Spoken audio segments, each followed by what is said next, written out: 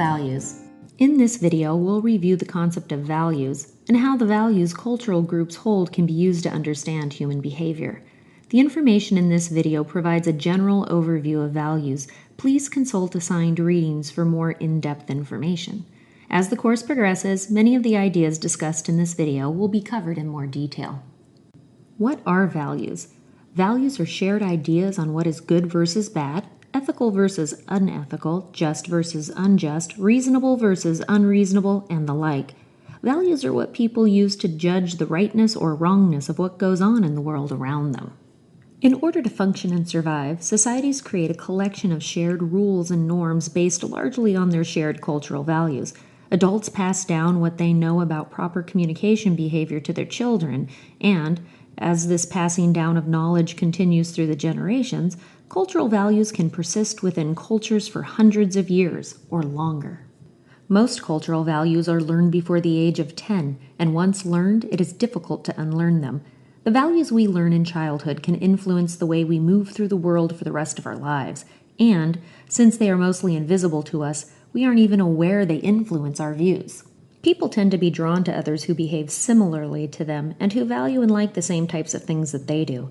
Humans have discussed this need for group member similarity since ancient times, as the idea of birds of a feather flock together is mentioned in Plato's Republic. In fact, human connection is so important that much of an individual's time is dedicated to building relationships and maintaining group membership.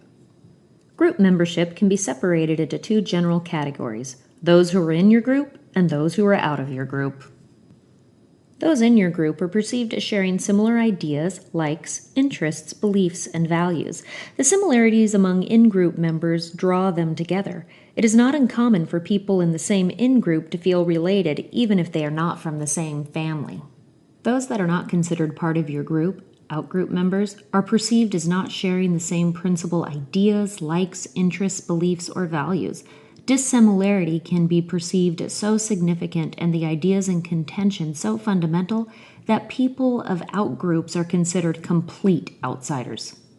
When it comes to making judgments on people's behaviors, humans tend not to use the same rules to judge in-group members as they do to judge out-group members.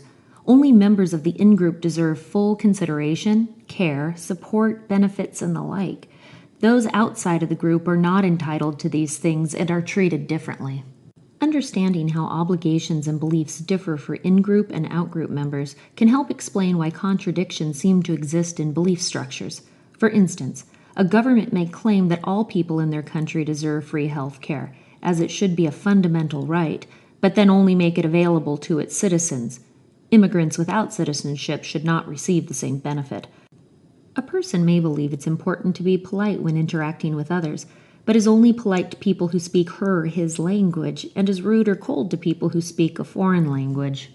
Or, a group may believe that people who are soulmates and truly love each other should live together, but only if the soulmates are comprised of one woman and one man.